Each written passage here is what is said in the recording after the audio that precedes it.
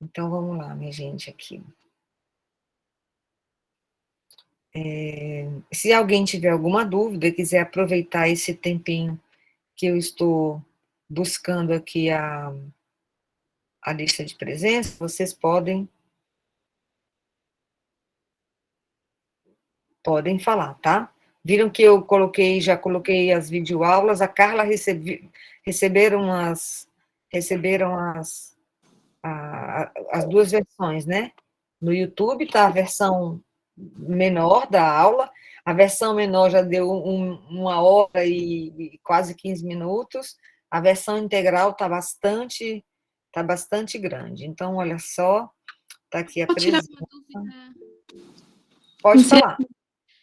Os exercícios não, os formulários de dúvida vão permanecer à disposição? Eu estava revendo agora uma aula e eu não localizei, não sei se é eu que não soube mexer ali no Avia.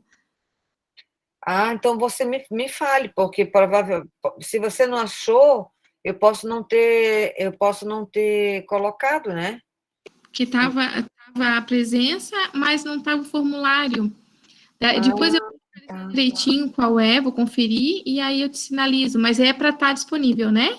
Sim, eles vão ficar, porque olha aqui, eu já acabei de colocar o formulário de presença, né, do registro de presença de hoje.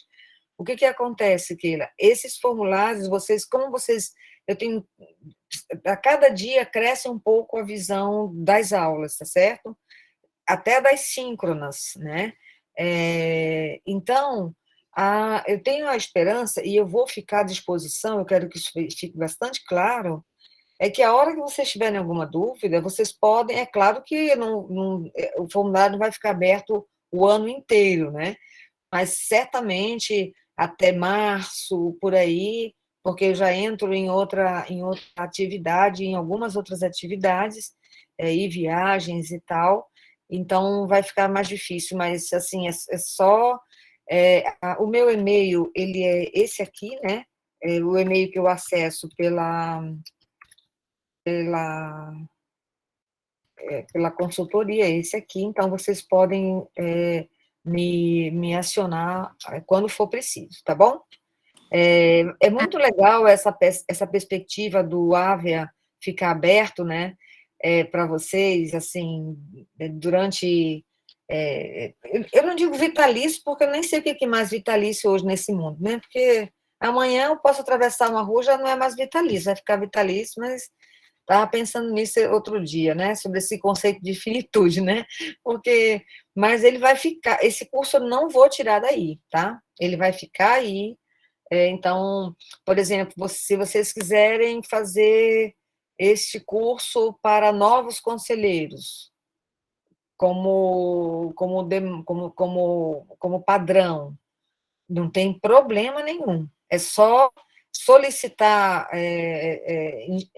porque o que a gente precisa fazer é inscrever esse usuário no Moodle, né, no Avia, e inscrever o estudante, que eu digo é assim, quem vai fazer o curso nesse curso. Então, é uma coisa fantástica, por isso que é legal, né? Porque fica, é algo que você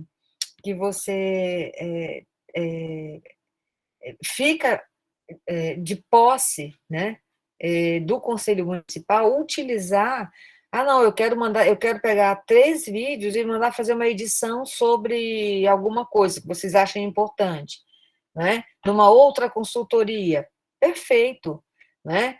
Os direitos autorais desse curso é do Conselho Municipal, não é da Luziele, né?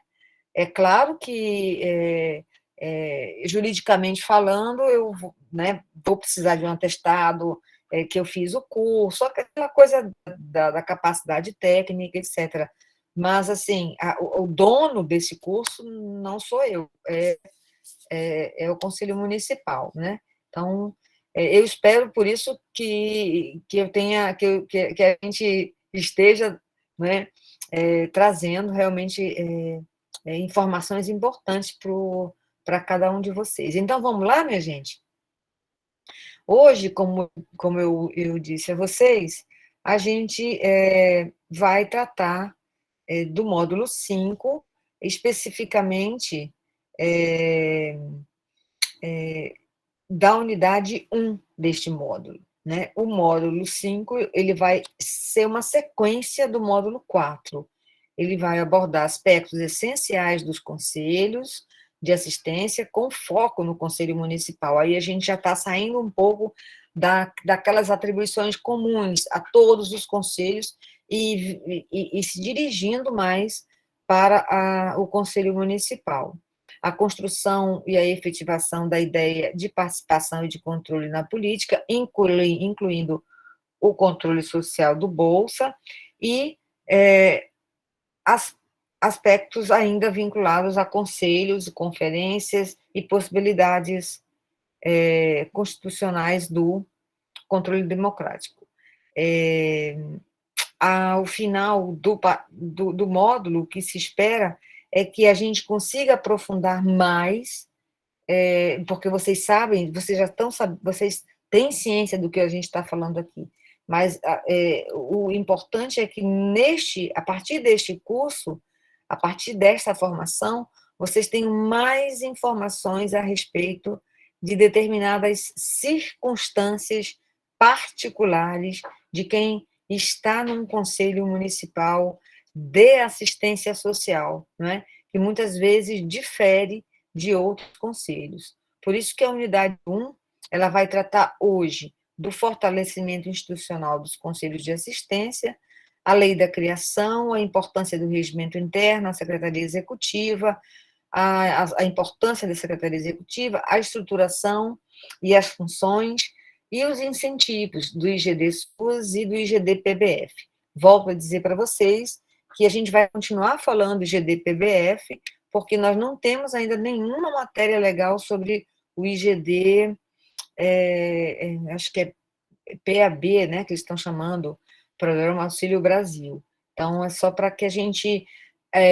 eu não posso, nem tenho condições de falar sobre alguma coisa que não está regulamentada, né?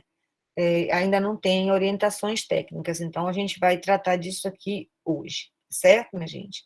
Então, os tópicos da unidade, a lei do conselho e a sua instituição, a construção e a importância do regimento interno, a estruturação do conselho, a secretaria executiva, a sua importância, estruturação e funções, os conselhos de assistência como instância de controle do Bolsa Família e IGD-SUS e IGD, Programa Bolsa Família, né, PBF. Então, vamos começar sobre a lei do conselho. A lei do conselho, ela é uma lei que vem atender uma demanda da NOB. A NOB SUS indica claramente. Ontem a gente falava sobre isso também. O conselho ele é regulado por uma lei. Ele até pode, dependendo de algumas visões jurídicas, ser legalizado por outro instrumento que não seja lei. Mas a orientação nacional é que existe uma lei que institua o conselho, bem como a sua regulamentação, né? Porque isso significa fortalecimento institucional do controle social. Então, a NOB é clara quando ela diz isso no seu artigo 115, né? Ela diz o seguinte, a NOB indica claramente, e isto quando destaca no artigo 115 o ordenamento das seguintes fases de uma lei de instituição de conselho, de conselhos como um todo. Aqui ainda é conselhos como um todo.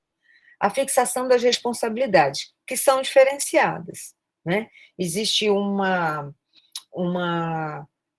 conjunto de responsabilidades que são comuns, mas existe uma gama enorme de responsabilidades que são particulares ao Estado e particulares ao município. Nessa trama toda, né, o Conselho Municipal é o conselho que faz o SUAS existir como sistema, né, porque o controle social é uma das bases do sistema, no território. Não é o CNAS, não é o Conselho Estadual, né? Porque Brasil e Santa Catarina são abstrações jurídicas, é nação e Estado. O território, a vida, acontece no município. Então, a fixação das responsabilidades da União, Estado, Distrito Federal e dos municípios para com o controle social, o planejamento das ações do Conselho, como nós vimos ontem, a participação dos conselhos e dos usuários no planejamento local, municipal, estadual, distrital, regional e nacional. Existem experiências de conselhos de cidades de pequeno porte, né, que até conseguem consorciar, né, o controle social, não a execução do controle social, mas, por exemplo, trabalham de uma maneira articulada, coletiva, com relação à criação das leis, à criação do regimento interno e etc. Isso é uma coisa muito interessante, né? Por conta das características regionais, né? Nessa lei também, ela precisa pensar a participação, ou melhor, a convocação periódica das conferências de assistência social, a ampliação da participação popular, e aqui não é só alguma coisa que tem referência com discurso, né? Nós estamos falando de uma participação que é pensada em lei, né? E que é básica para o controle social. Então, conselho sem usuário, né, é um conselho que pode ser muito importante, muito forte, muito positivo, mas é um conselho que fica sem o olhar de quem efetivamente utiliza-se do direito à assistência social. A valorização da participação dos trabalhadores do SUAS, e aí a gente tem sempre, né, aquela situação dos trabalhadores do setor governamental e dos trabalhadores do setor privado, que, não governamental, que são trabalhadores do SUAS igualmente, né? E esse é um debate, inclusive agora vai ter mesmo um evento, acho que nem sei se já teve, do Fórum Nacional de Trabalhadores do SUAS. Acho muito interessante se vocês, trabalhadores, puderem participar, né, se o Fórum Municipal puder participar, para ver, para a preparação da Conferência Nacional, né? A valorização da participação das entidades e das organizações de assistência social. Segundo a LOAS, no seu artigo 17, parágrafo 4º, os conselhos de assistência social, elas são criadas por leis específicas, seja ela federal, estadual, distrital ou municipal, e define, entre outras questões, entre outros aspectos, define a natureza do conselho, deliberativo, paritário, né? Natureza participativa, etc. A finalidade do conselho, que difere muito de conselho para conselho. Por exemplo, um conselho de política pública, como é o da assistência social, da saúde, e de outras políticas, muitas vezes é diferenciado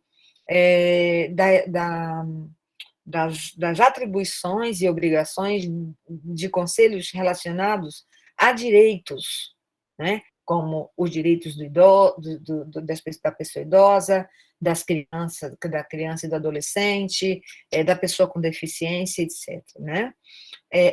As competências do conselho, que deverá estar em conformidade com a LOAS, com a política, com as normas, resoluções do CNS e dos demais conselhos.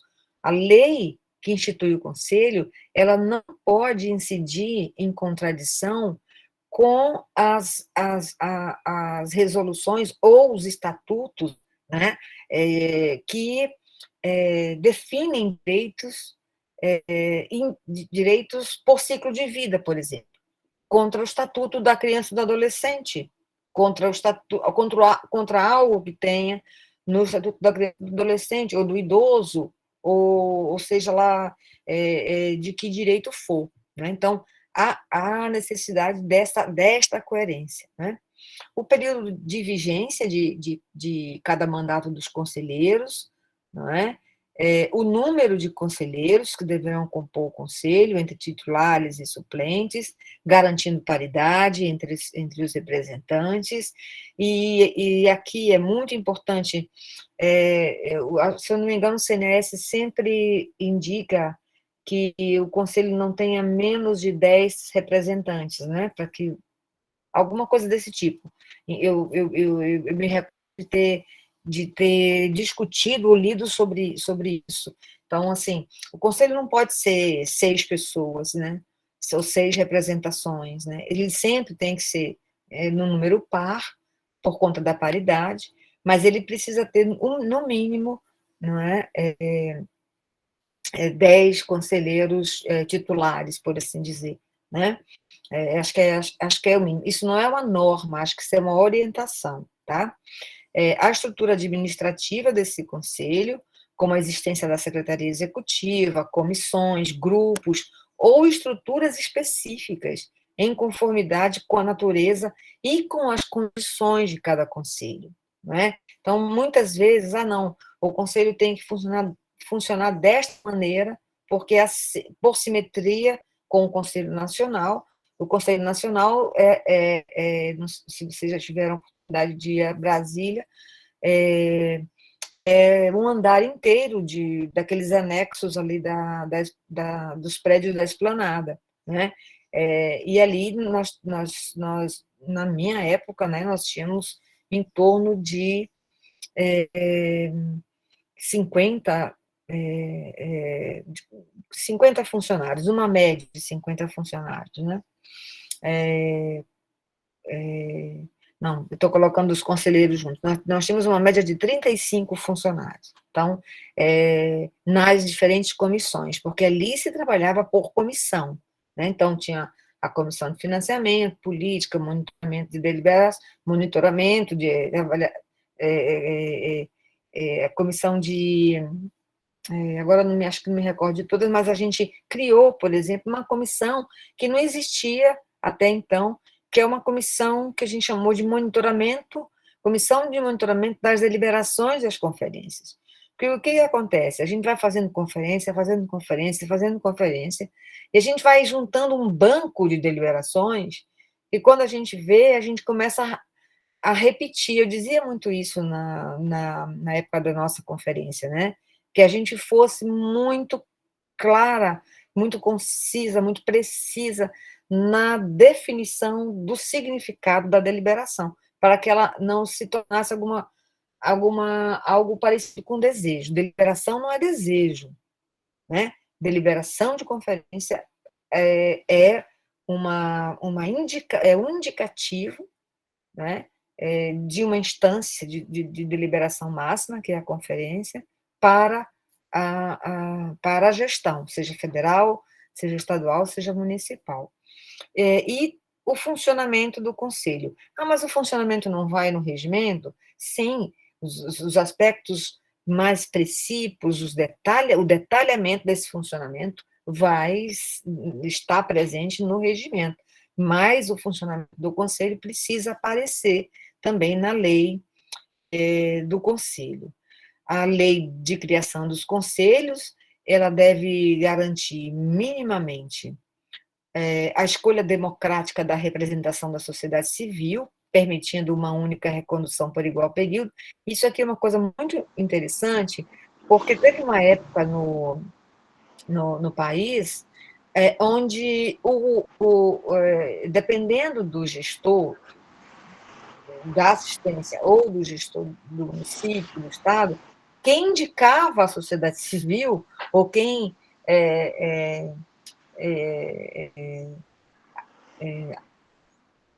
pensava que tinha essa condição, né, esse poder, era o executivo. né? E isso é absolutamente fora dos padrões, né? Eu estou ouvindo um som, alguém gostaria de se manifestar? Vocês podem fazer como a gente sempre estava, né? Podem, se quiser, abrir o microfone e fazer alguma consideração, tá bom? Ok? Quanto mais consideração, melhor. Quanto mais participação de vocês, melhor, tá certo? Inclusive para fazer o debate, tá? Para não entendi, ou então não considero, seja lá o que for. Então, por incrível que pareça, isso existia um certo ponto, né? Justamente quando o gestor não tem conhecimento nenhum da área e começa a fazer esse tipo de indicação. Eu fui numa conferência numa cidade no meio de Santa Catarina, que foi uma das emoções mais lindas que eu tive, perto, ali na região de Curitibanos, uma cidade linda, pequena, e ali o prefeito era que indicava todo o conselho, sociedade civil e governo. E o conselho estava feliz com isso, porque se o prefeito indicava, imagine, a sociedade civil tinha que participar. E como era uma cidade pequena, isso também tinha a ver com a questão dos recursos, dos convênios, né? Então, acabava que embolava o meio de campo de uma tal maneira que isso prejudicava muito o que a gente entende como participação social, como participação popular, certo? Os representantes deverão ser em número par, lógico, para que haja paridade, a existência da proporcionalidade entre os três segmentos, na titularidade do Conselho, ou, em caso de ausência de entidades, entre o segmento de usuários e trabalhadores, né? Porque usuários sempre vão ter. Ah, não, mas aí a definição de usuário ela já foi muito mais complexa.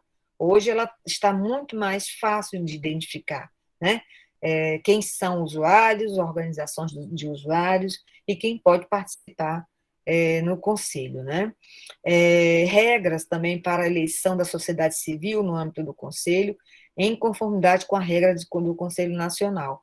Por exemplo, é uma ideia fantástica, não me passou hora nenhuma de conversar com vocês sobre isso, mas é uma ideia muito, até porque a gente, né, fez uma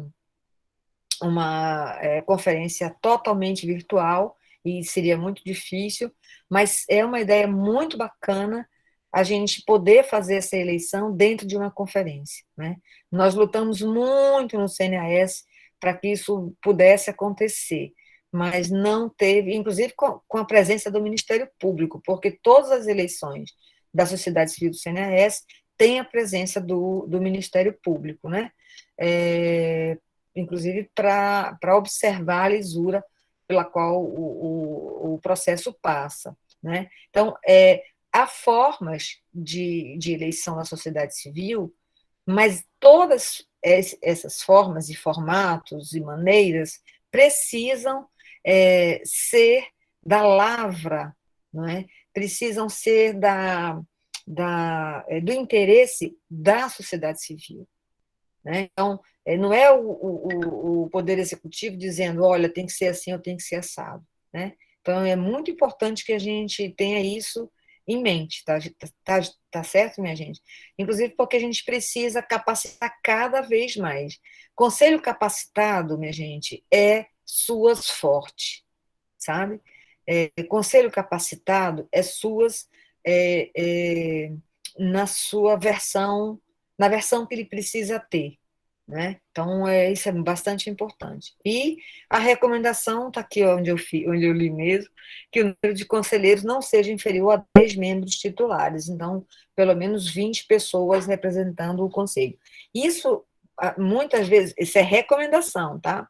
Muitas vezes isso aqui torna-se uma dificuldade em municípios muito pequenos, né? Vocês sabem que nós temos 70% dos municípios brasileiros com até 20 mil habitantes. Então, os municípios de pequeno porte 1 sobretudo os menores, não é? Eles têm muita dificuldade. O papel, por exemplo, do Conselho Estadual, um dos papéis seria assessorar estes municípios para fomentar um controle social, porque às vezes esses municípios exercem o controle social de uma maneira, da maneira que conseguem fazer, não como regra geral, né? Mas pela dificuldade mesmo que a gente tem de montar uma estrutura como essa. Pode quem quiser pensar que isso é fácil ou é a parte mais fácil do sistema ou do desenvolvimento do sistema, mas no território, no âmbito da administração e do desenvolvimento do sistema, mas não é. O controle social é uma das áreas mais complexas, né? Justamente também pelo que eu indicava ontem, com relação à representação e representatividade, né? Esse é um debate muitíssimo sério, minha gente, que é preciso ser feito dentro do Conselho, não é? Com tranquilidade, com maturidade, né? Política, porque todos os que estão ali representam alguém, né? Representam algum setor, seja governamental ou seja não governamental. Não é? A lei do Conselho, eu verifiquei, eu posso estar errada e vocês me corrijam, tá? A lei do Conselho, em Itajaí tem uma lei do SUAS, é isso, né? Tem a lei do SUAS. E no capítulo 6º dessa lei, versa sobre o controle social. Na seção 1, versa sobre o Conselho Municipal. E aí legitima, de alguma maneira, legalmente, não é? O Conselho Municipal. O artigo 33, se eu estiver errado, vocês me corrijam aí, hein?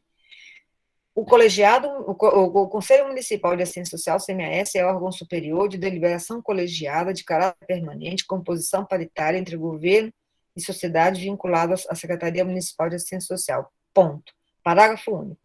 A lei específica definirá estrutura, composição, competências e regulamentação do CMAS. Estou certa? Alguém abre aí o microfone para me dizer se eu estou certa ou errada. Sim, Lu, nós temos a lei específica de criação do conselho. Perfeito, isso mesmo. Do conselho ou do SUAS? Nós temos a do SUAS e temos a lei específica de criação do conselho. Pois, Regiane, você sabe que eu não achei. Eu já mandei algumas vezes para ti. Não, a que você mandou foi a lei do SUAS. Eu mandei a do SUAS e mandei a do conselho. Regimento interno. Não, o regimento interno, sim, mas a lei do conselho. Aí eu fiquei atrás. Mas isso mostra uma coisa muito bacana, Rejane. Mostra que a publicidade sobre o conselho. Eu não sei qual é o formato que Itajaí tem. Se tem, tipo, uma casa dos conselhos, ou se tem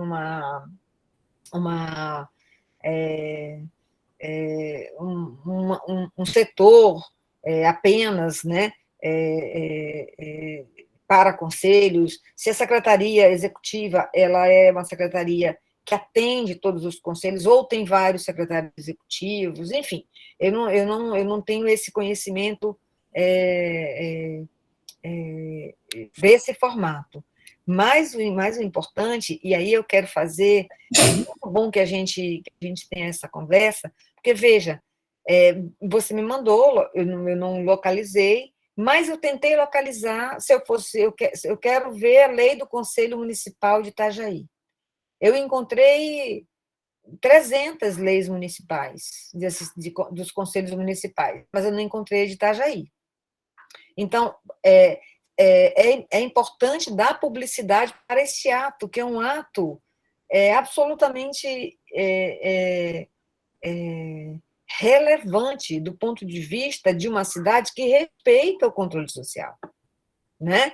De uma cidade que respeita as decisões do controle social, que trabalha em conjunto, né? Que vê na área do controle social uma área de desenvolvimento do SUAS, né? que, por exemplo, esse aqui é um exemplo magistral que capacita o controle social para o seu exercício, tá? Então, assim,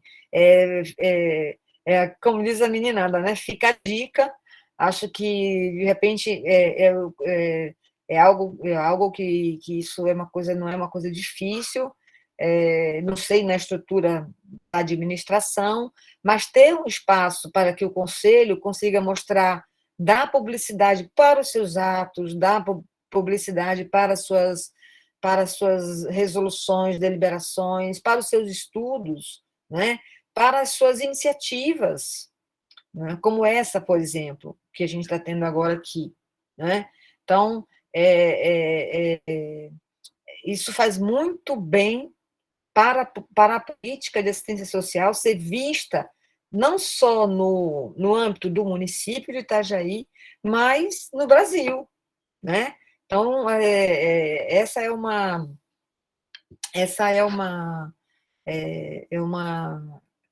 ideia interessante. Diga, Gorete.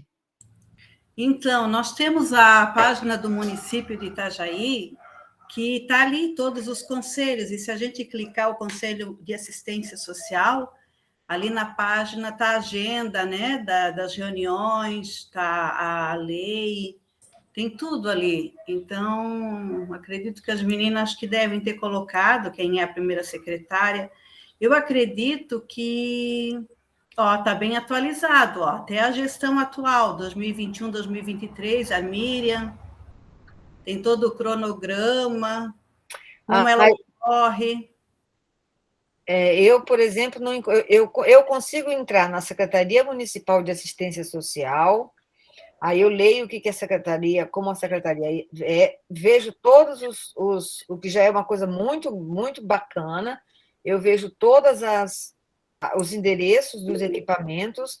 Mas se tu for, Lu, se tu for naquele link, tem assim, o Portal da Transparência, Doações Covid, CND, ali tu vai ver um link que é só Conselhos Municipais de Itajaí, quase lá, o último praticamente. Tu clicando ali, tu vai ter todos os conselhos, e assistência é o segundo. Aqui você está falando? Na página do Itajaí. Eu já estou mostrando aqui para vocês. Ah, tá, deixa eu dar uma olhada. Isso, daí tu vai, Portal de Transparência, CND, aí lá embaixo vai, lá no último. Conselhos municipais, daí tu clica. Ah, tá certo. Tá aí aqui. Tu vai ali, tu tem as atas, tu tens as... Não sei se as atas estão foram colocadas, né, todas, mas tem a lei, tem o regimento, tem tudo.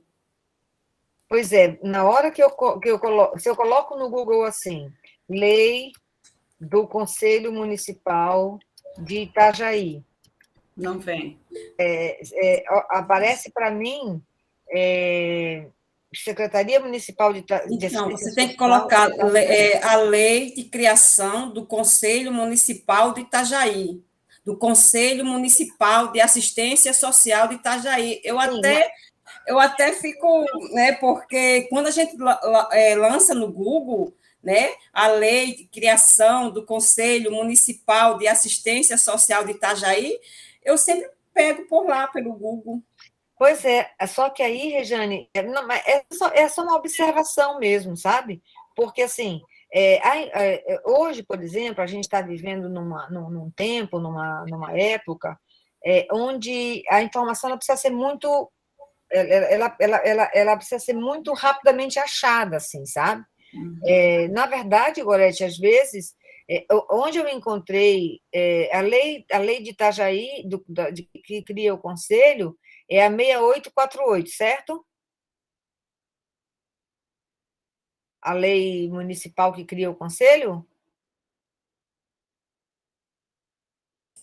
Não. Qual que é o número da lei? Vocês sabem? É 6.000 agora. É isso mesmo, 6.848 de 2017. Então, eu acho isso aí, eu achei isso aqui nesse,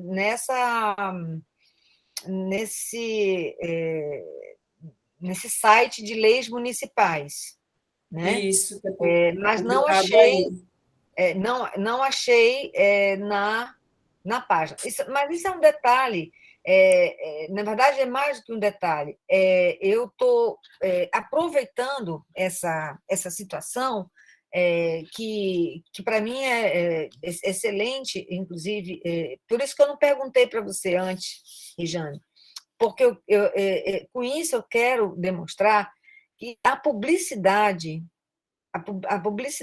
das nossas iniciativas, ela continua sendo sempre muito tímida, por mais que a gente coloque, por exemplo, a Aldaísa Sposati, numa live há pouco tempo, ela sempre diz que o SUAS, ele sussurra, ele não amplia as suas conquistas, né?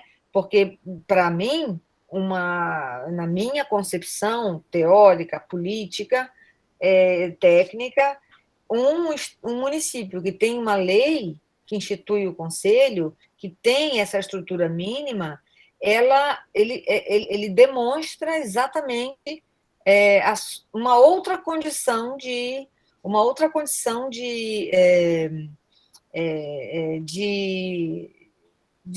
relacionamento, de respeito à política pública, né? Então, quanto mais a gente puder socializar, simplificar, né? Decodificar, disseminar na cidade de Itajaí, né, que existe um conselho com essas características, com essas competências, com esse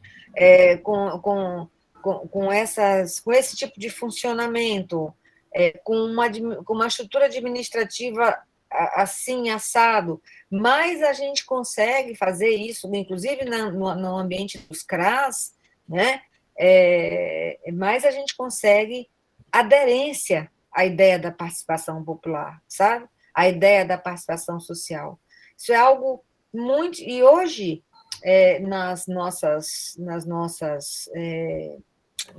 com as possibilidades, né? Então, perfil... Eu não estou dizendo que é para vocês fazerem isso, não, tá?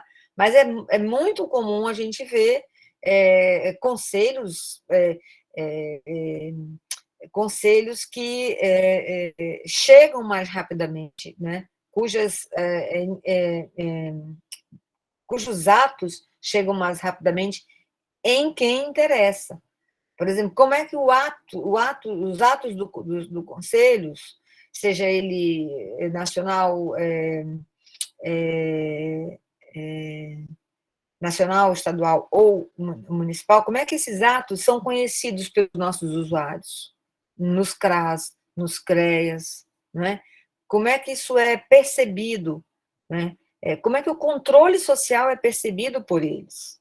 Porque existem usuários, eu não tenho nenhuma incerteza com relação a isso, que não sabem o que é controle social, que não têm ideia do que é conselho estadual, conselho nacional, conselho municipal, né? Por mais que a gente tente fazer isso e tal, sobretudo numa situação dessa que a gente está vivendo, né? Então, é importante que a gente pense nisso para... Eu estou colocando só digamos, esse tempero, né, para a gente pensar, né, como fortalecer institucionalmente o Conselho, dando publicidade à grandeza que ele tem para a política de assistência social na cidade, né? Isso é absolutamente enriquecedor, né? E os formatos de que isso seja feito são variados, né? por exemplo, cartazes nos CRAS, boletins, seja lá o que for, que são artefatos que podem ser utilizados. Então, bacana. Eu estou lendo aqui que acho que foi a Janete que disse que teve uma professora que falava que precisamos ter galinhas que põem ovos e anuncia para todo mundo. Cacarejando, quem põe ovo não anuncia é pata. Pois é, lá em Brasília a gente dizia que nós éramos tudo pato, né? Que a gente não anunciava as coisas que a gente fazia do jeito que a gente precisava anunciar, tendo em vista a importância dessas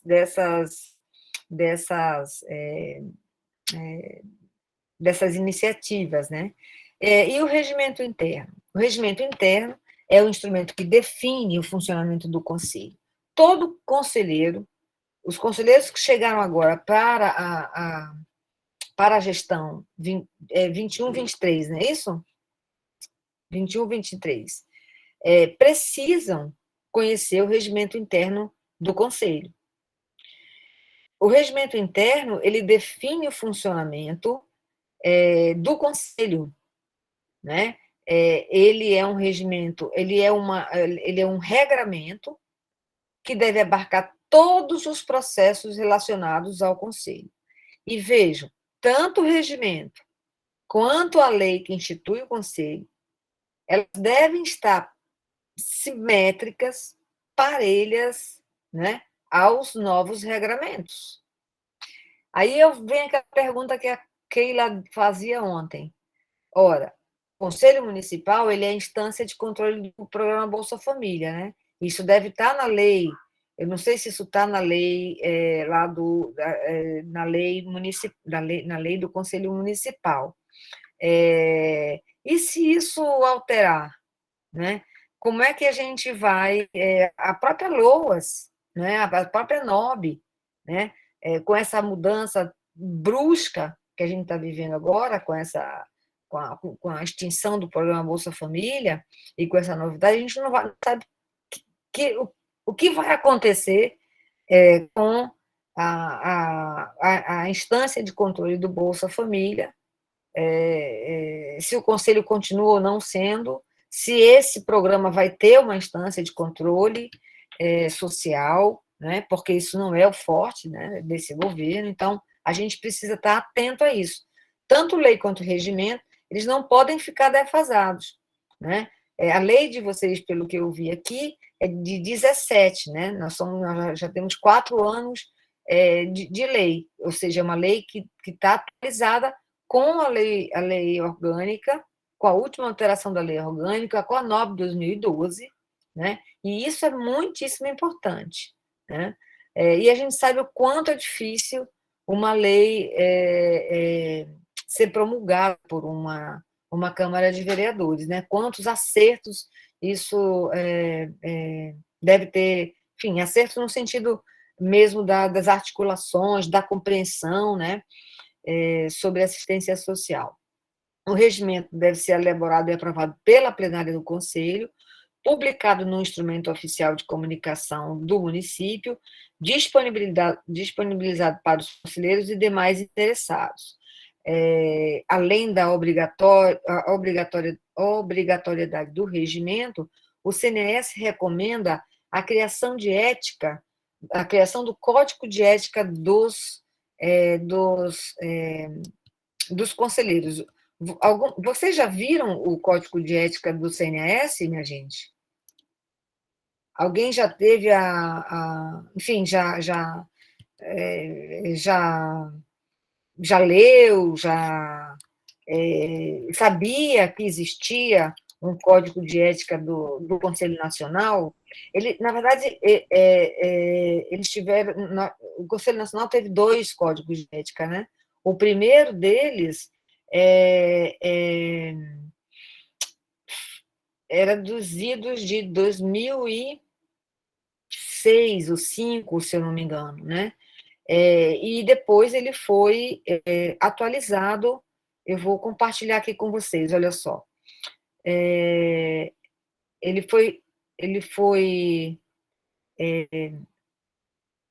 foi atualizado por essa resolução número 29, de 14 de outubro de 2014, né? Então, aqui, lógico, é só a resolução que define aí alterar a resolução de 2005, está aqui. O primeiro código de ética foi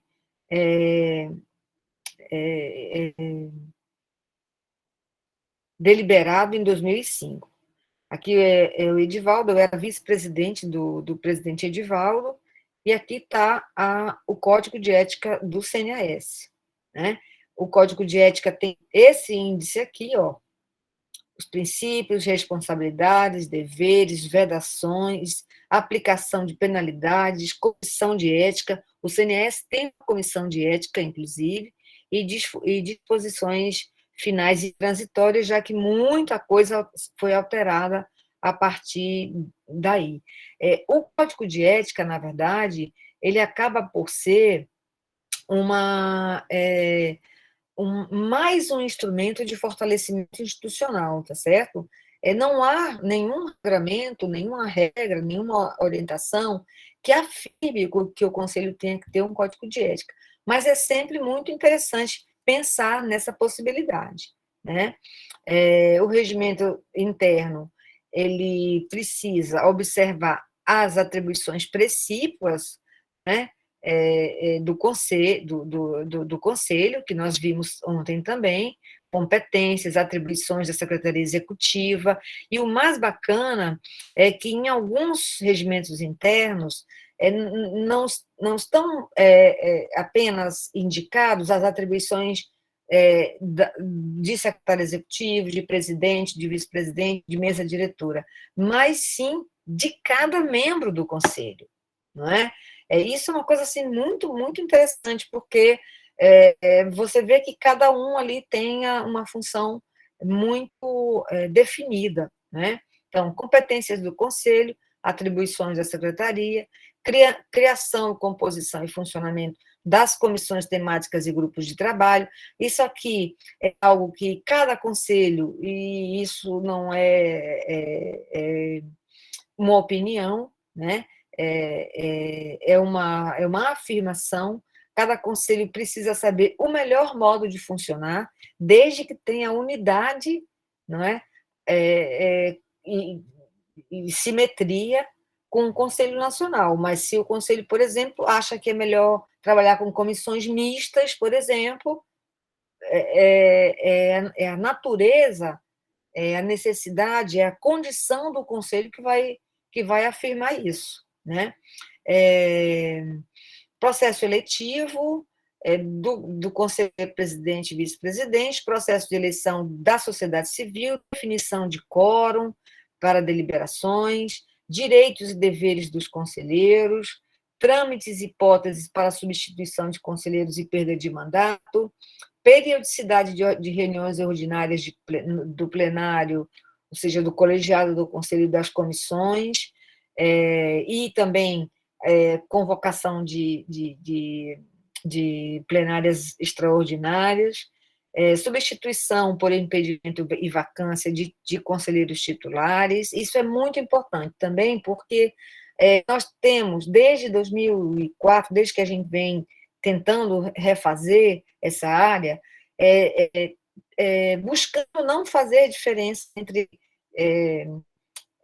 conselheiro titular e conselheiro suplente, né? Então, assim, isso ficou sendo regra dentro do Conselho Nacional, né?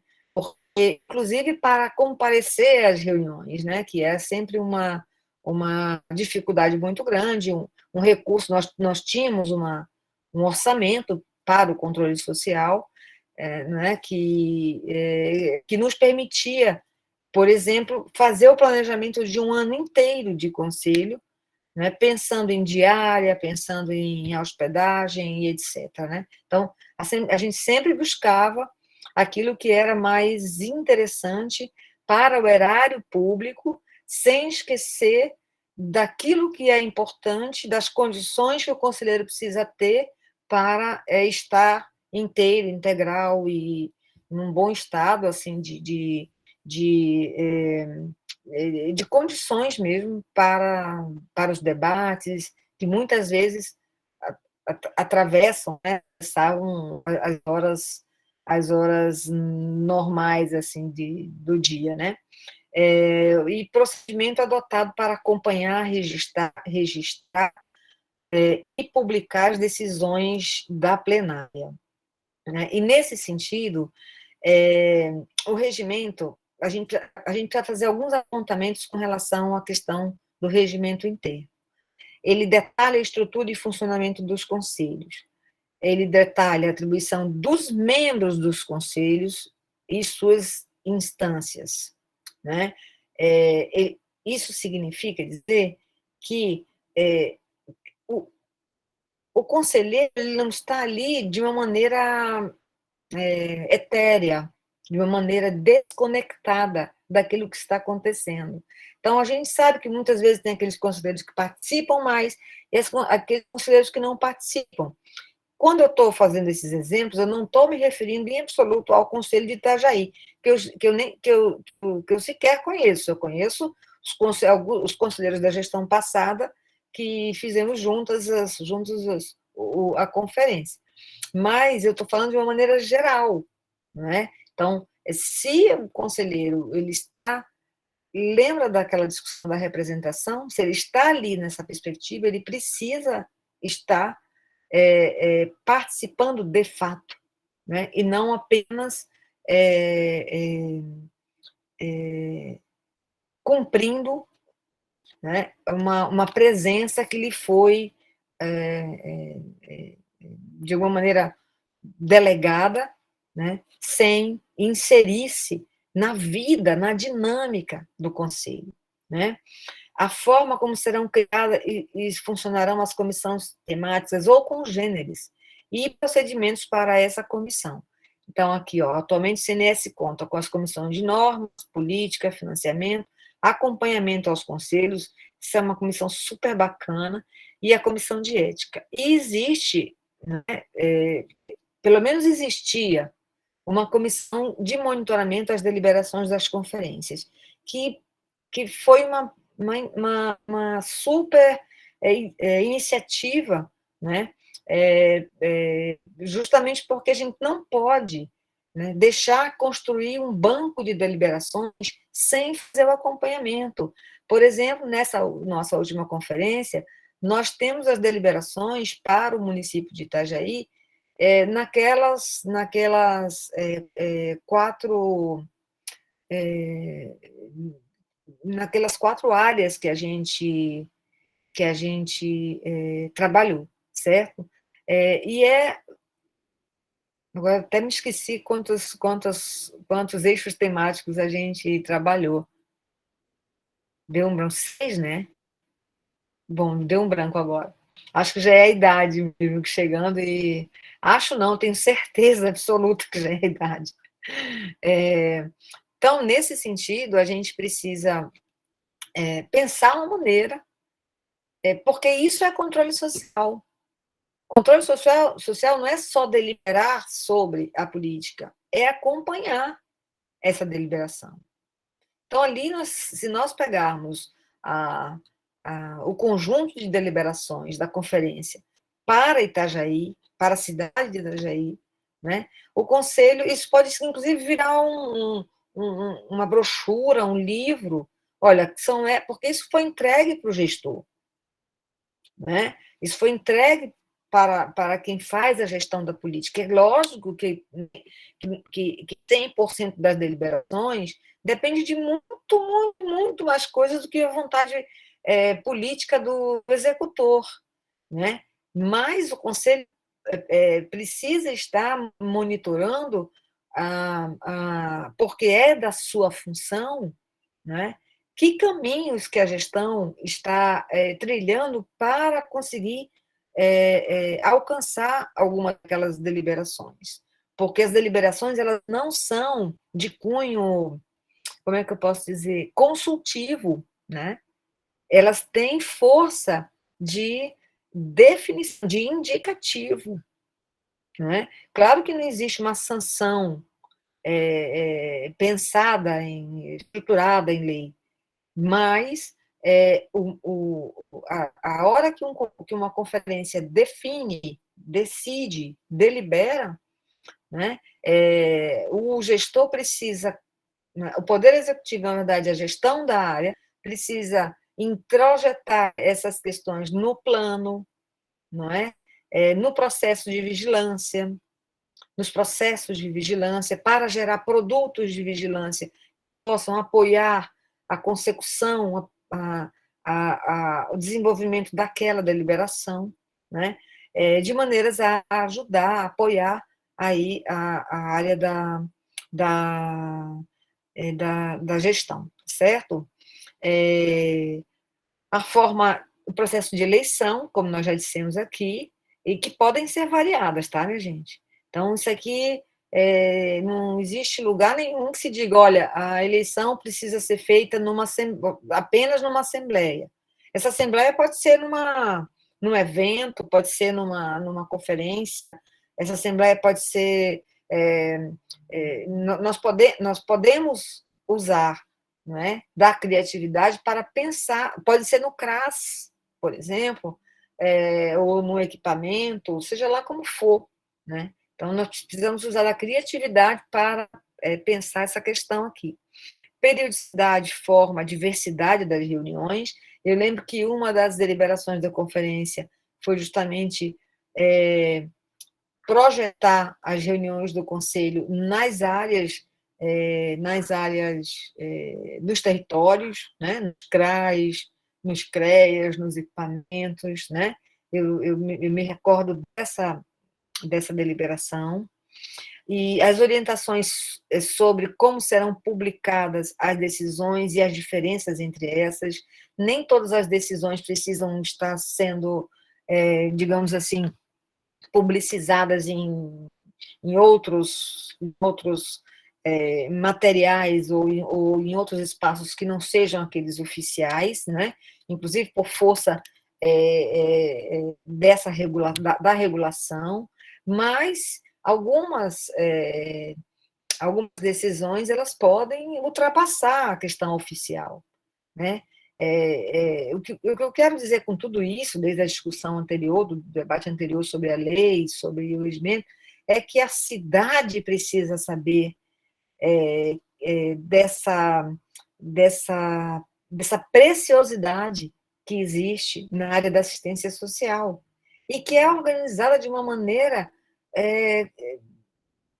melhor do que manda o figurino. Esse curso é um exemplo, minha gente.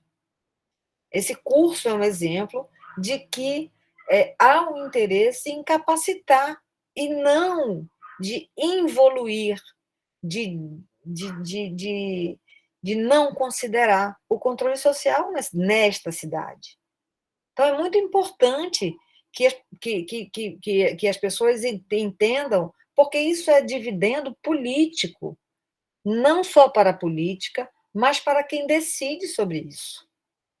Então, isso é algo muito importante da gente pensar. A indicação das condições que devem ser seguidas para alterar o regimento interno e, finalmente, o detalhamento das atribuições e da estrutura da Secretaria Executiva do Conselho, que é uma estratégia principal para o desenvolvimento da função dos conselhos de assistência. A Secretaria Executiva ela se destaca porque ela é uma unidade dedicada, exclusiva de apoio para o funcionamento do Conselho, ela é ligada à gestão municipal e ela é subordinada à presidência do Conselho, tendo várias atribuições. Subordinada no sentido que é com quem, né, a Secretaria Executiva decide, né, determinados processos, né, próprios do cotidiano de um conselho, né? Não é uma subordinação legal, mas é uma subordinação de processo de trabalho. Não adianta, por exemplo, o secretário executivo, eu vou usar, no caso, a Mercedes, que é a secretária executiva do Conselho Nacional, eu era a presidente, ela se relacionar apenas com a secretária nacional, que era, não lembro quem, acho que Denise Colim, alguma coisa assim, não lembro mais, porque eu estava à frente do conselho, e os processos cotidianos daquele conselho precisavam, né, de uma relação de trabalho, né, com a presidência do conselho. A estrutura da Secretaria Executiva do Conselho deverá ser disciplinada em ato do Poder Executivo, com o corpo técnico, com suporte administrativo, composto de servidores dos quadros do órgão gestor da assistência social, da respectiva esfera, ou mesmo proveniente de outros órgãos da administração pública, com a finalidade de cumprir as funções designadas pelo Conselho. Então, muitas vezes, a Secretaria Executiva, ela não é montada apenas com servidores lotados na Secretaria Municipal, responsável pela política, né? Mas ela pode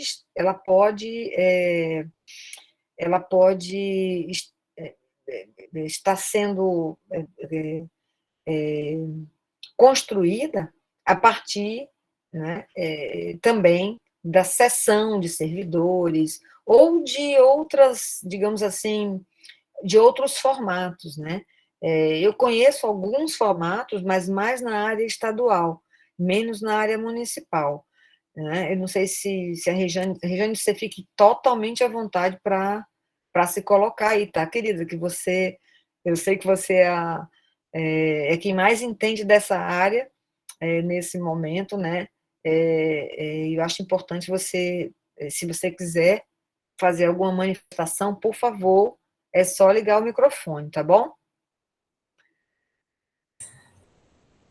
Para mim está tranquilo, Lu. Tá bom. Não é algo nada novo para mim, né? Para mim não é nada muito novo. A estruturação da Secretaria Executiva, para mim, é primordial, né? O fortalecimento. Eu acho que o papel da Secretaria Executiva, sabe, é grandioso mesmo, porque é a pessoa que dá todo o suporte ao conselho, porque passa a gestão, entra a gestão, e é aquela pessoa que está lá para fazer os direcionamentos do conselho. Mas, assim, é primordial que seja fortalecido, sabe? E olhado com carinho a gestão, né? Pelos secretários, procurar também entendimento, buscar se inteirar, né? Dos trabalhos do conselho. Eu acho isso primordial. Perfeito. É exatamente isso. Até porque, sem a Secretaria Executiva, não existiria conselho. E eu vou correr um pouco, porque nós já estamos com o tempo, né, chegando, e aí eu quero entrar no assunto, que é um assunto que talvez seja, digamos assim, muito importante para a gente conversar. Aqui são as principais responsabilidades: garantir que as informações e documentos atualizados úteis ao exercício das funções cheguem em tempo hábil para serem usados, registrar as reuniões do plenário, manter documentação atualizada, publicar decisões, dar publicidade a essas decisões de outras formas, manter conselheiros informados, organizar e zelar pelos registros, etc. Agora, atenção aqui. A Secretaria Executiva não deve ser entendida apenas como responsável pelas rotinas administrativas do controle social. Existe competências técnicas centrais no que se refere à Secretaria Executiva. Assessorar a atuação dos conselhos e conselheiros, sistematizar informações necessárias aos trabalhos realizados pela presidência, pelo colegiado, pelas comissões, por grupos de trabalhos, coordenar e supervisionar uma equipe da Secretaria Executiva, estabelecendo planos de trabalho. Então, olha só, essas atribuições todas, elas também precisam estar dispostas no regimento, a fim de disciplinar o ato dessa equipe. Tem uma parte aqui que eu vou dar uma acelerada, que eu gostaria muitíssimo de conversar com vocês, que é o seguinte. Deixa eu ver se eu passei. Acho que eu passei aqui. Quando a gente fala competências técnicas centrais, a gente está falando que a Secretaria Executiva, ela não é apenas, ela não dá conta apenas de uma esfera administrativa. Ela não é só isso. Então, ela não pode ser a secretaria. É claro que a gente sabe que é isso que acontece na maior grande parte dos conselhos municipais brasileiros, onde a secretaria executiva é uma pessoa que é, ao mesmo tempo, administrativa, técnica, tudo que você pode imaginar.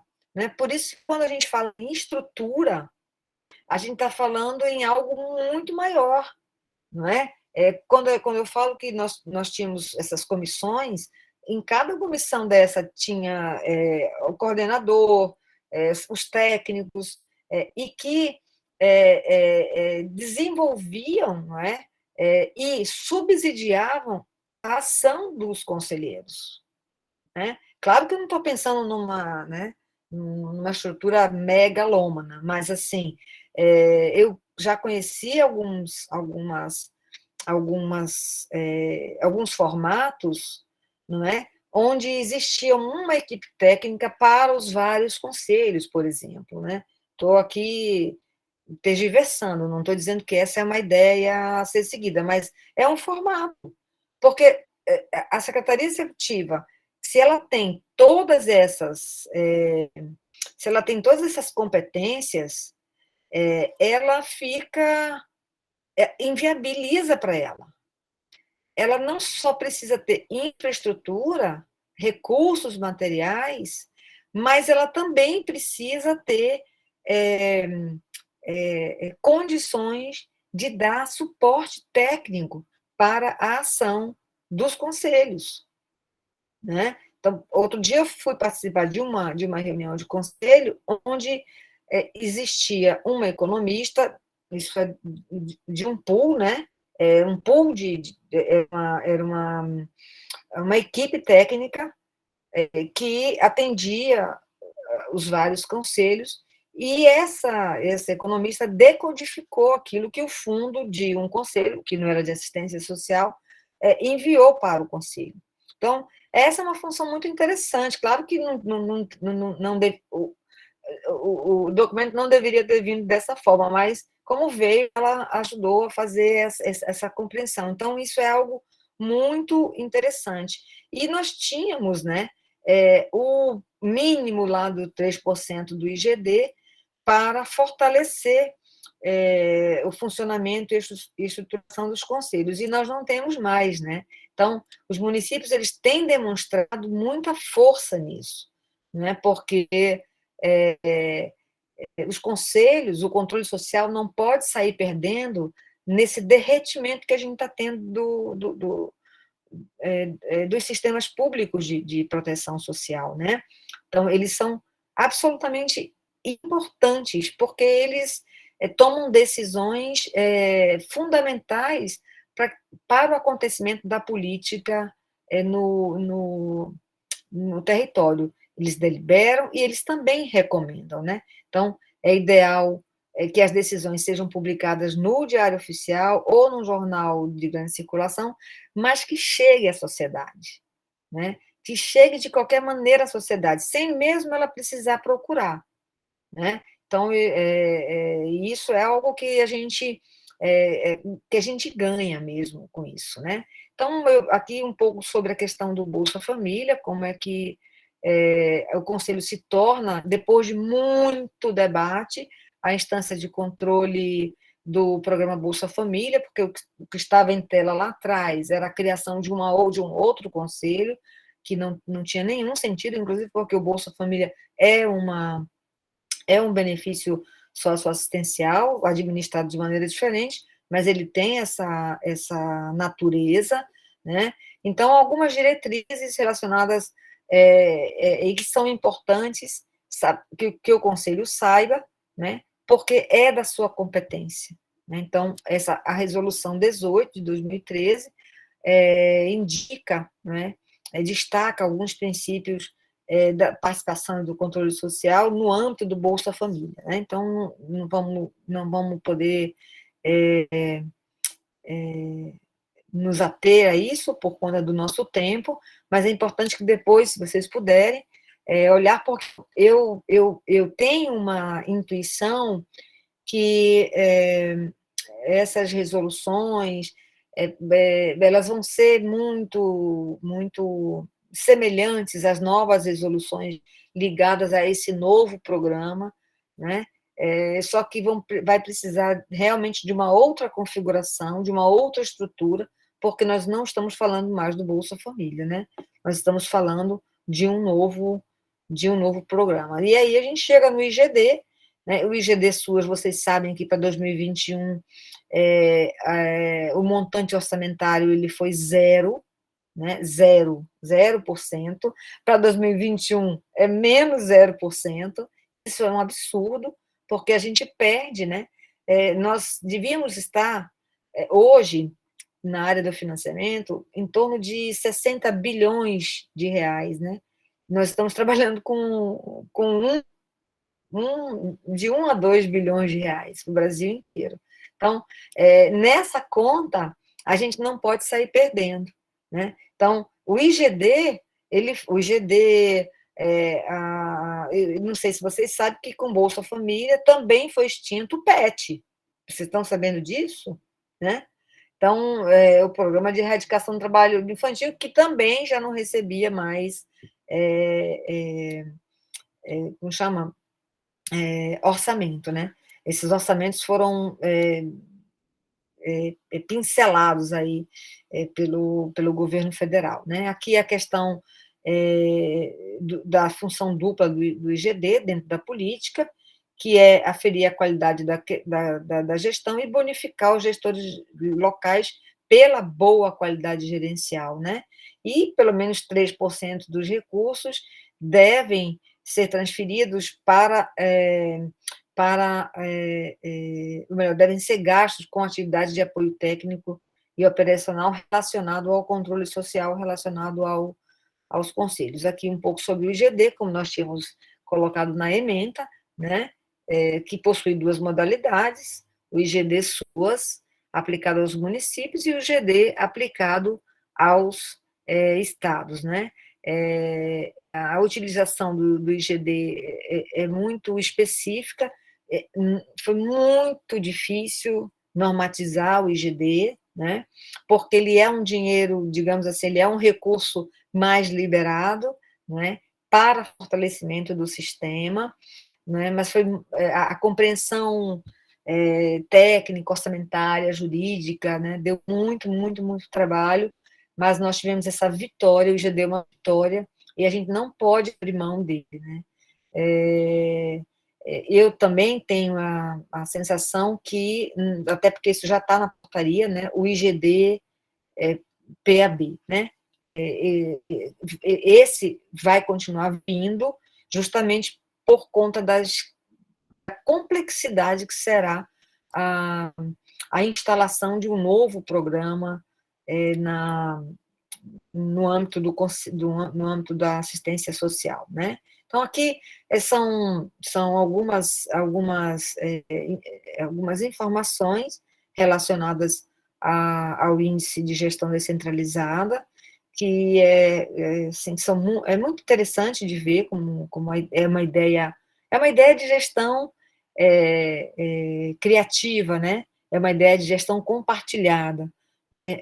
Isso é muito importante, muito bacana a gente ver, né? Então, só vou passar isso aqui mais ou menos rápido, porque a gente não tem mais tempo, nós estamos aí quase na hora de terminar o nosso tempo. Na verdade, terminei ali em 5 para as 6. Eu também decidi não me ater muito à questão do IGD, porque nós estamos numa configuração orçamentária tão complexa, né, que quando a gente fala em IGD, a gente está falando de reprogramação de saldo, de IGD, de saldos que não foram,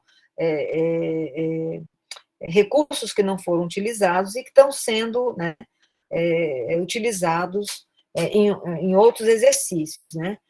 No caso do SUAS, porque essa é uma... Depois eu posso, inclusive, apresentar para vocês, amanhã, posso me comprometer, para que vocês possam ver a queda do orçamento desse índice descentralizado no que se refere ao SUAS, especificamente, né? Então, ao frigir dos ovos, esse recurso, que é um recurso que fortalece, que amadurece, né, que permite que sejam definidas ações de fortalecimento do sistema, ele é absolutamente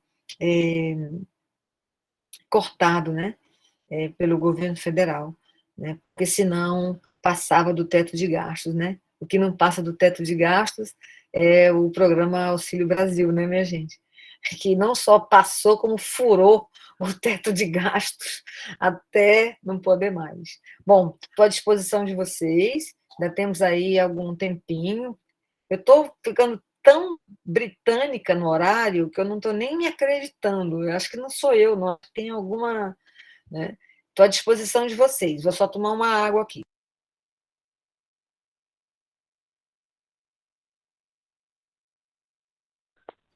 Quem começa? Eu vou só dizer que estou gostando muito do curso e as ideias de fazer mais divulgação a respeito do conselho, né?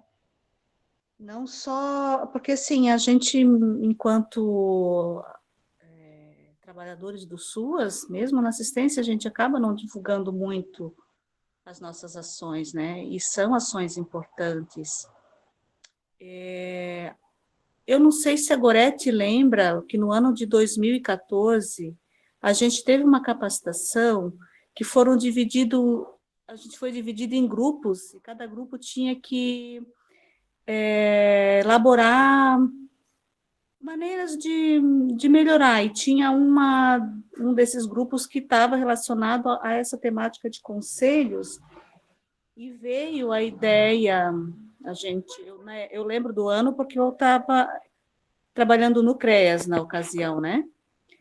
E a ideia de falar dos conselhos, então, de fazer da participação popular, né? Fazer com que as pessoas participassem dos conselhos, tivessem conhecimento da existência das reuniões, e veio a ideia da caixinha, a gente elaborou tanto no CREAS, e depois essa ideia também ela foi para os CRAS, porque era para todos os equipamentos da assistência, né?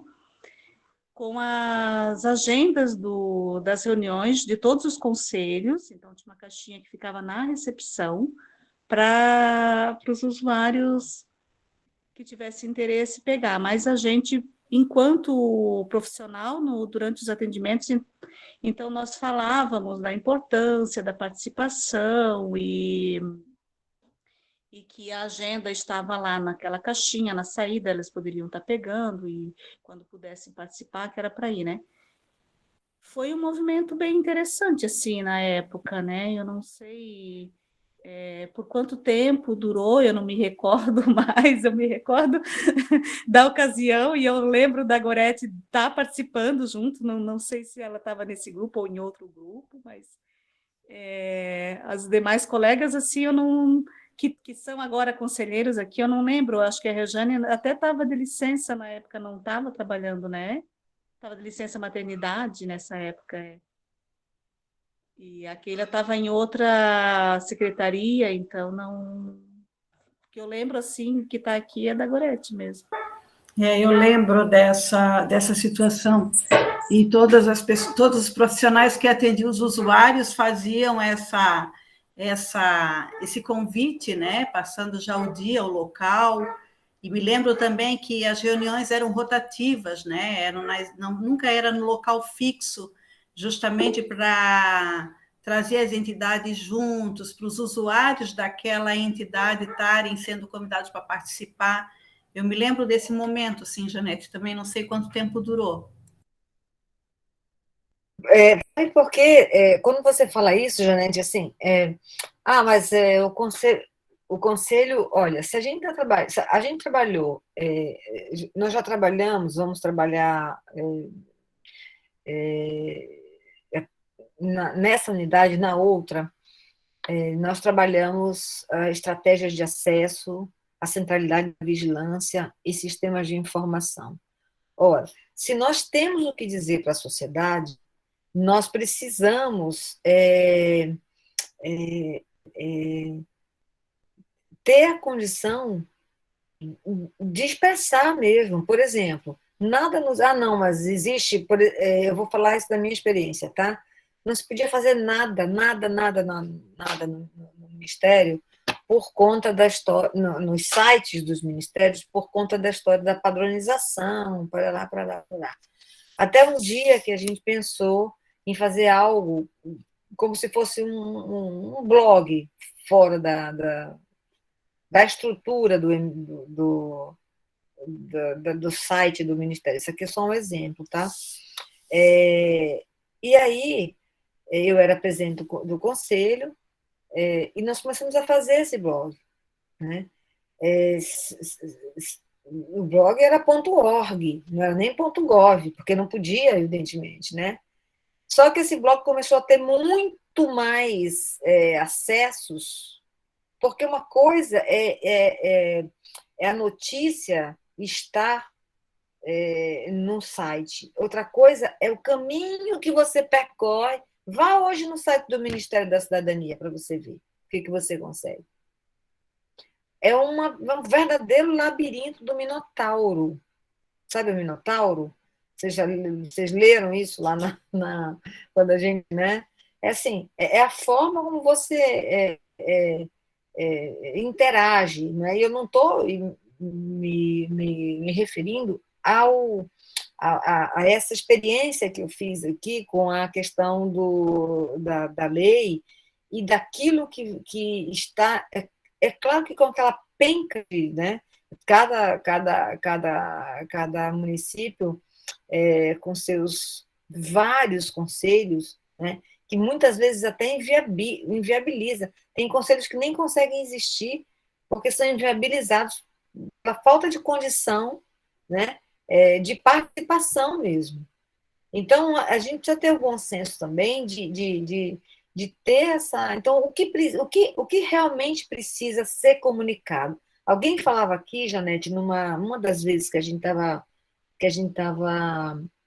conversando sobre essa questão da comunicação. Nós sabemos nos comunicar entre nós, para nós. Nós temos uma linguagem própria, que é absolutamente endogenia, né? A gente, o tempo inteiro, a gente fala para a gente não fala para os outros, é incrível, né? Hoje, nós começamos a furar esse bloqueio à assistência social, até em nível nacional. Na CNN já teve alguns debates sobre o programa Bolsa Família com a ministra Márcia Lopes, com pessoas... existem, por exemplo, jornalistas da Globo, imaginem, querendo entender o que é assistência social e as diferenças do Bolsa Família, o que vai acontecer, por que 29 milhões de pessoas vão ficar fora do Bolsa Família? Não, perdão, vão sair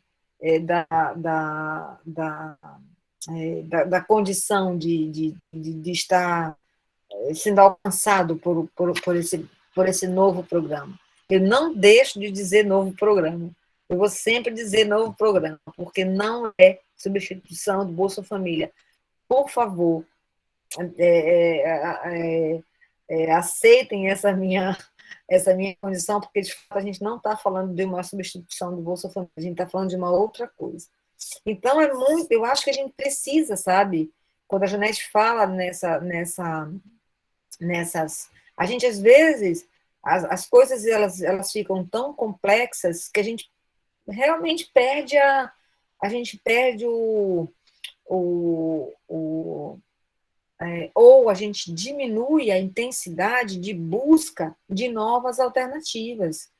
Porque quando eu falo sobre essa questão do fortalecimento institucional, que é o nosso conteúdo de hoje, ele não pode existir se ele não for importante, se o conselho não for importante para a cidade, para os seus usuários. Então, por exemplo, por que a gente não faz? Estou aqui pensando de uma maneira. Mas os CRAs conhecem, a gente viu ali nas pré-conferências, nos CRAs, os usuários, né? Mas hoje, o usuário da assistência social está muito mais vulnerável e muito mais propenso a riscos do que antes, do período anterior à nossa conferência, minha gente. Porque as coisas estão muito sérias. Vocês leram aquela pessoa que morreu de fome numa fila, esperando ser atendido? Depois eu posso... Eu nem mando essas notícias, eu nem compartilho, porque eu acho tão forte, né? Vocês viram uma outra notícia de um morador de rua que falou assim, que quando a primeira vez que ele comeu comida do lixo, ele passou mal. Depois ele se acostumou.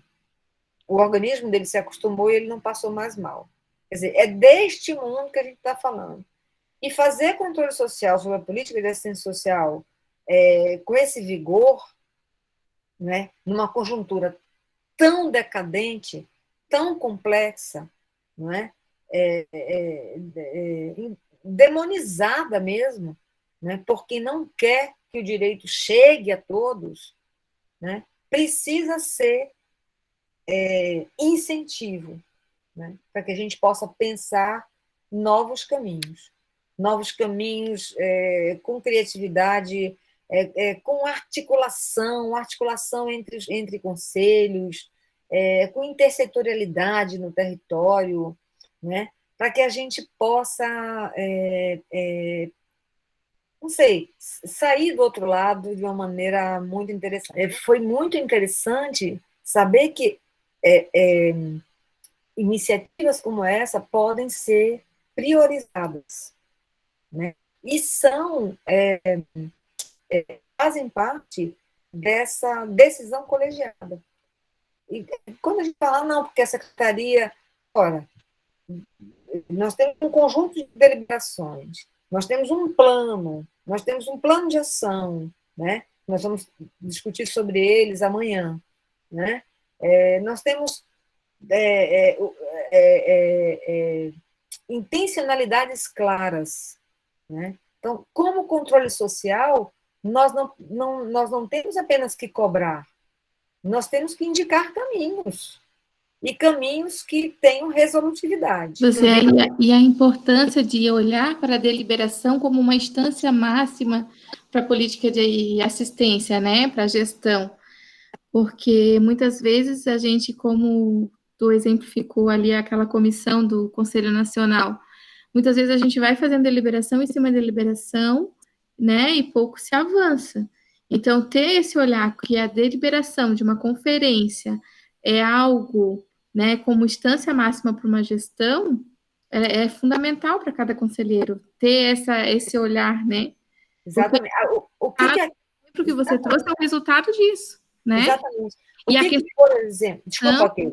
Eu lembro que a comunicação, a fragilidade nos processos de comunicação, a necessidade de maior publicidade na publicização, me enrolei a língua aqui, na questão das ações da política de assistência, ela já apareceu muito forte nas pré-conferências na nossa conferência municipal e saiu como deliberação, né? E aí, claro que não se dividiu aqui o que era do controle social, do que é da política, da gestão, né, das ações de gestão, mas a importância, o quanto isso é necessário, ainda mais no momento de pandemia, que nos cobra uma necessidade criativa, né, de se recriar intervenções, de se pensar em novas intervenções, para que a gente chegue de fato no nosso usuário.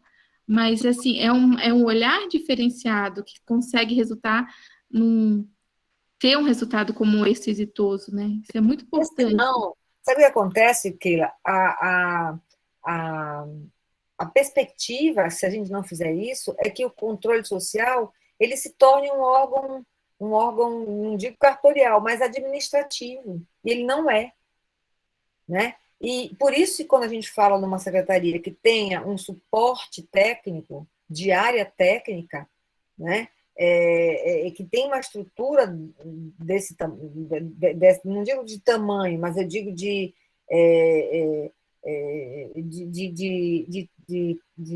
profissionais que possam olhar, por exemplo, para essa gama de deliberações e verificar aquilo que é primordial para o controle social. Senão realmente, de fato, fica e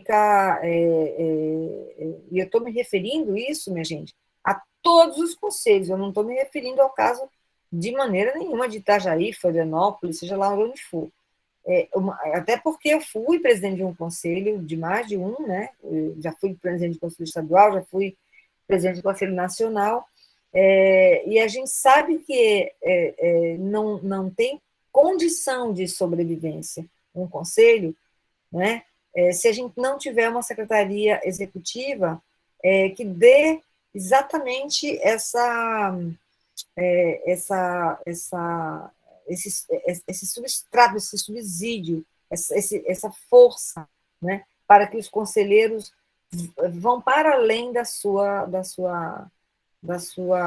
atribuições, nas comissões, etc. Essa ideia, por exemplo, de ter uma comissão que monitora as deliberações, porque não foram tantas deliberações assim, né? Nós temos essa condição de olhar para no caso de Itajaí, aí agora estou falando de Itajaí, mas também não estou dizendo que é para para elaborar para criar uma nova comissão. Mas a gente pode pensar em estruturas mais ágeis, né? Estruturas mais leves, né? Que evidentemente precisam ser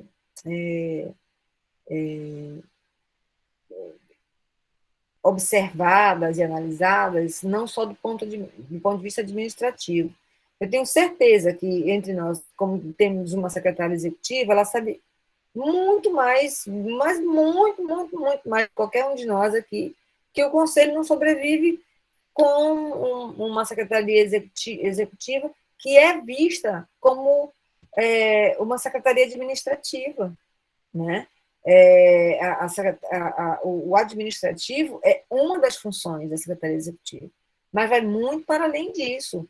E acho que Rejane deve estar nesses grupos. A gente tinha também, Mercedes tinha grupos de secretários executivos na área dos conselhos estaduais, e ela sempre colocava isso. Quanto é cobrado da Secretaria Executiva, quanto não é dado à Secretaria Executiva condições de exercer o seu papel, né? Então, acho que isso é uma discussão muito interessante. Gente, muito obrigada. E na sexta-feira a gente vai ter, como diz essa meninada aí, né? Rejane, seu filho deve saber disso. Vamos ter uma aula punk, né? Uma aula que a gente vai precisar estar em computadores, se possível, tá, minha gente? Porque vai ser difícil fazer em celular. Mas aí não tem problema. Eu vou estar fazendo aqui para vocês acompanharem.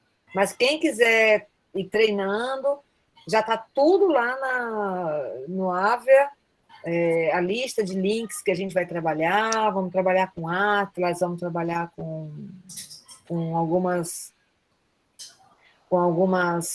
alguns sistemas específicos de socialização de informação, né?